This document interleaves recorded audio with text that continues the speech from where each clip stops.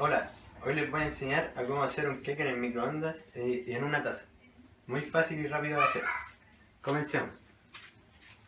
Primero lo que necesitamos es un huevo, 3 cucharadas de azúcar rubia, 2 cucharadas de harina, 1 cucharada de mantequilla derretida, 2 cucharadas de leche líquida y 3 cucharadas de milo o chocolate en polvo para darle contextura y sabor.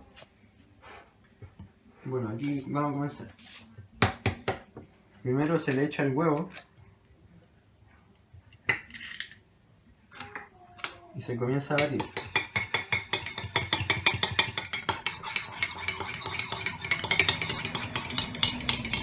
Luego se le echa la mantequilla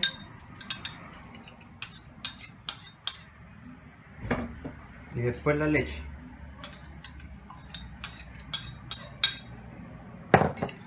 Se comienza a batir nuevamente.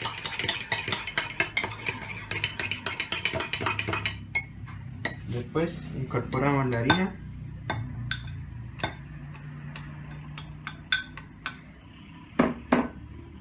el azúcar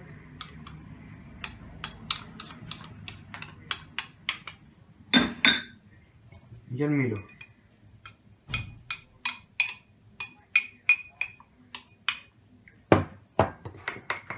Comenzamos a batir hasta que quede una mezcla homogénea y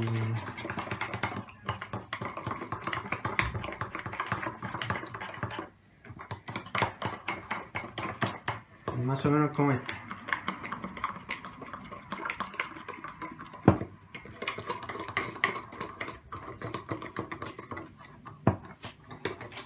Bueno, y ahora procedemos a echarla al microondas.